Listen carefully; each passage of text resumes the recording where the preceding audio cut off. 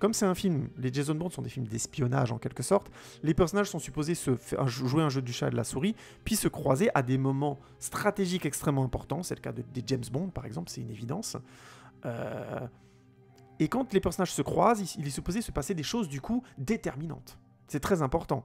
Sinon, le jeu du chat et de la souris qu'on suit depuis le début du film, ou qu'on va suivre après ces différentes rencontres et avant, va tout de suite perdre en intensité. Et justement, mis à part un personnage qui a une certaine cohérence scénaristique dans le rapport à Jason Bourne, et on va dire, ok, c'est le personnage d'Alicia Vikander, on va dire, ok, pourquoi pas, ça peut plus ou moins fonctionner, mais c'est l'unique tension qu'on nous donne, encore une fois. Toutes les autres rencontres, quand Jason Bourne rencontre les autres personnages, sont vraiment très faibles.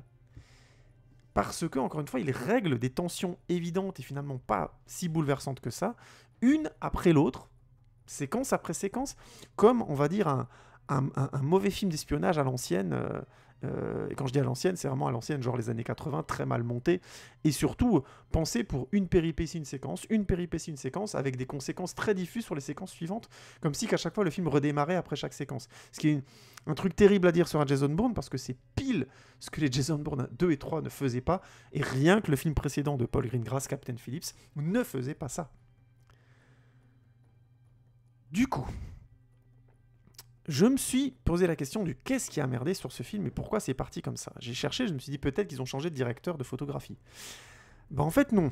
Le directeur photo de Jason Bourne, c'est Barry Ackroyd, qui a notamment bossé sur Captain Phillips, Green Zone, tous deux réalisés par Paul Greengrass donc, mais aussi sur Des Mineurs de Catherine Bigelow, film formidable que je vous conseille de voir, je ferai une vidéo dessus de toute façon, mais génial. Des Mineurs, c'est un grand film.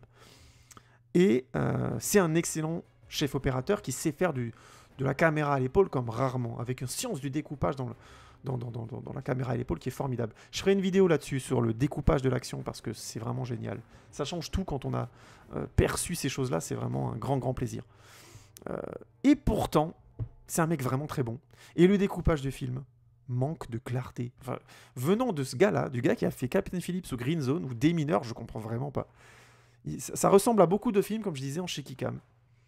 Mais c'est mal fini. Voilà, comme je le disais, à part la scène de poursuite au début du film, qui est pas mal, tout le reste du film est très égal. Et je dirais pas que le découpage est illisible, mais il est à l'avenant du scénario, mais il lui apporte pas de l'intensité.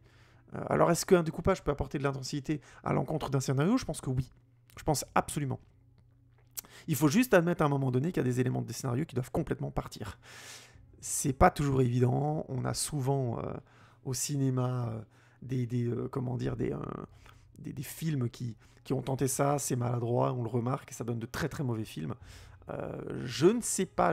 En tête, j'ai le dernier 4 Fantastiques, qui a un peu un découpage de ce genre-là, un peu à l'épaule, mais pas tant que ça. Mais qui me donnait l'impression d'avoir été complètement repensé au montage, plus qu'au tournage.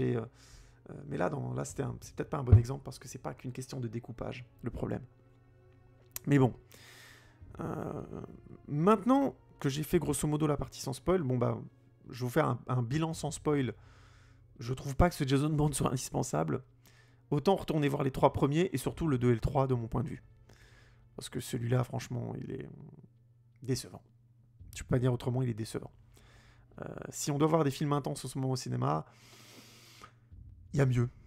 J'ai vu une œuvre derrière moi, je ferai probablement un show dessus, c'est pas extraordinaire, c'est pas aussi bien que les précédents Jason Bourne, mais au moins ça a une certaine intensité. Ce Jason Bourne là, je suis désolé, hein, c'est plan-plan quoi. Alors attention, on va rentrer dans la zone spoiler, je ferai pas ça pour beaucoup de films, mais sur celui-là je me le permets. L'histoire est un redémarrage à la con, comme je le disais, ce Jason Bourne, comme tous les autres. Mais le pire, c'est qu'à la fin du film, on va pas plus loin. Grosso modo, le personnage de Julia Stiles, qui à la fin du 3 voyait Jason Bourne, comprenait que Jason Bourne avait survécu, qui connaissait enfin son histoire et qui pouvait enfin disparaître, ce qui était sous-entendu par le dernier plan du film où il va nager dans des eaux troubles comme ça, il s'enfuit à l'horizon, qui est un très beau plan. Plein d'une certaine mélancolie, mine de rien, mais qui était vraiment classe. Et notamment, il y avait un autre élément très fort du 3, c'était dans le fameux rapport que Jason a face aux autres tueurs qu'il rencontre. Dans le 1, il le tue. Le tueur lui dit « Est-ce que tu as les mêmes maladies que moi ?» et tout ça. Clive Owen, et Jason Bourne lui dit non. Grosso modo, il a mieux subi le traitement que Clive Owen, mais Clive Owen, il lui explique que lui, ça va pas du tout, qu'il a des gros problèmes de mémoire et tout, et il meurt. Dans le 2, il est opposé à Karl Urban, qui a suivi un entraînement chez les Spetsnaz. Enfin, on comprend que ça a été fait plutôt en Europe de l'Est. Et il ne l'achève pas, ce qui est déjà une première évolution du personnage, puisqu'au début du 2 et pendant tout le premier film, Marie, qui est jouée par Franka Potente, et donc le tanne pour qu'il arrête de tuer, grosso modo, pour qu'il fasse un trait avec son passé. Elle meurt au début du 2, et puis il résout l'histoire dans le deuxième en n'achevant pas son adversaire et en allant même s'excuser auprès d'une victime dont il a tué les parents, qui est une très très belle scène, qui est vraiment excellente, qui est une très très bonne idée, scénaristiquement, et qui est superbement tournée, enfin vraiment rien à dire. Et dans le 3, il se retrouve face à un membre d'un autre, je crois que c'est le projet Blackbriar, alors que Jason venait du projet Treadstone, grosso modo c'est la même chose, hein. Et il se retrouve face à lui, et à un moment donné, cet adversaire, donc qui est joué par Eduardo Noriega, a l'occasion de le tuer. Il est sur un toit, il lui dit voilà, tu vois en quoi ils nous ont transformés, à quoi ça sert ce que tu fais. Grosso modo, en quelques mots, il arrive à lui faire comprendre que ce sont des outils qui valent mieux que ça. Et Eduardo Noriega ne lui tire pas dessus, et puis Jason Bourne plonge et s'enfuit. Ce qui était une excellente conclusion du rapport qu'il a avec ses assassins, puisque à un moment donné, il lui dit tu es mieux que ça, je suis mieux que ça, et être un assassin n'a pas grand intérêt, grosso modo. Politiquement, même en termes de gestes, d'engagement par rapport à son propre pays, puisque le 3 développait bien cette idée du patriotisme, et comment le patriotisme est une question vraiment tordue, qui était déjà bien annoncée dans le 2, qui est récurrent dans la série, puisque la fin du 1 était assez noire comme ça, puisque le projet était mis... on comprenait que les grands conspirateurs du projet Treadstone arrivaient à le faire passer sous la moquette et à s'en sortir indemne, ce qui était plutôt classe comme fin d'ailleurs, comme conclusion. Et là, dans le 3, donc, il bouclait la boucle un peu en disant, voilà, les premiers à pouvoir contrecarrer ce genre de système, c'est les tueurs eux-mêmes. Ce qui était très très intéressant, et j'aimais bien cette idée en termes une sorte de rébellion, mais vraiment de gens qui ont été au cœur de l'asservissement. Je trouvais ça vraiment très beau. Et là, dans le 4, comment dire, au début, le personnage donc de Nikki, qui est joué par Julia Stiles, le retrouve et lui dit grosso modo à quoi sert ta vie depuis des années, tu te fais taper dessus. Enfin, elle lui dit pas ça, mais elle comprend. Il lui dit tu sers à rien et tout ce que tu sais faire, c'est ça. Donc déjà, elle qui avait tout fait pour qu'il s'en sorte et qu'il sorte de ça dans les prisons films, elle revient le trouver. Et son argument principal, c'est pas fini, t'as encore du travail, donc remets-toi au travail parce que de toute façon, tu sais pas faire quelque chose d'autre et tu te fais chier dans la vie. Si, comme c'est sous-entendu dans le 3, elle était revenue vers lui d'un point de vue amoureux, ce qui, dans le 3, on comprend qu'ils ont eu une affaire et qu'elle l'a oublié, il essaye de lui dire, mais lui, il est pas intéressé, visiblement, tout simplement pas intéressé, et son grand amour, c'était Marie, qui est morte au début du 2. Donc, il y a une sorte de truc comme ça qui est évident et qui est assez beau dans leur rapport, puisqu'elle, elle espère. Mais elle le laisse, mine de rien, partir, et elle est heureuse qu'il ait survécu, et elle le laisse partir vraiment de manière très belle, parce que elle a compris aussi qu'elle lui avait fait du mal, puisqu'elle avait participé au projet Treadstone, et qu'une part de sa... on va dire de leur relation est morte au moment où elle l'a manipulée, ce qui est bien amené, et qui est amené encore une fois avec de la finesse, puisqu'il n'y a pas de grand dialogue entre eux. Et là, elle revient, grosso modo, juste avec un argument politique, en lui disant, oui, tu connais ton passé, mais tu connais pas tout. Et elle lui dit, grosso modo, tu sais pas faire autre chose, ce qui est revenir pour le recondamner à ce qu'il était, ce qui est particulièrement violent de la part de quelqu'un qui a dit clairement dans le film précédent qu'elle était amoureuse de lui et que c'était un mec très important pour elle. Enfin, tout ça n'a ni queue ni tête si on a vu le 3. Donc déjà, j'ai passé tout le film à me dire non, c'est pas possible qu'ils vont s'arrêter là-dessus. Bon, ben voilà, je spoil, hein, donc je suis dans la zone spoiler. Elle se fait tuer au début du film. Et grosso modo, il fait l'aventure, ça lance Jason à dire bon voilà, je vais aller au bout de ce truc, machin. Bon, il était déjà plus ou moins décidé, mais grosso modo, c'est un peu ça l'idée. Mais c'est très faible parce que elle revient pas une seconde, pas avec une phrase, pas avec un regard sur le fait qu'elle est amoureuse de lui. Et que lui, non, mais c'est... Du coup, elle va le chercher de manière manipulatrice aussi. Et tout le film tourne autour du fait que le personnage d'Alicia Vikander va le manipuler. Et tourne autour du fait qu'on ne sait pas exactement quelles sont ses intentions à elle, on comprend qu'elle est maligne, mais on ne sait pas exactement où elle va en venir, jusqu'à boum, la révélation finale du film, en fait elle voulait manipuler un peu comme tous les autres. Et c'est décevant. Je veux dire, mais Jason Bourne le savait, évidemment. Il savait. Enfin, c'est décevant parce que j'ai pas envie de dire qu'on s'en fout, mais c'est pas comme ça que Jason Bourne résout les choses auxquelles il se confronte. Il les résout par l'action physique. Et c'est très bien. Je veux dire, on s'en fout que ça devienne des intrigues politiques bien foutues, les Jason Bourne. Ça n'a pas grand intérêt. Parce que ça n'a jamais été réellement fin. Si on pouvait faire tomber des têtes de la CIA sur des histoires comme ça, en révélant des choses au monde comme ça se saurait. Il y a des tas de scandales aux États-Unis autour de projets dingues qu'a fait la CIA, et les différents journalistes qui les ont sortis ont jamais réussi à faire tomber les gens qui voulaient faire soi-disant tomber, mais ils voulaient pas vraiment les faire tomber, ils voulaient dénoncer pour que les gens sachent. Mais le geste politique qui aurait dû avoir lieu après, c'est-à-dire les votes, n'ont pas radicalement changé.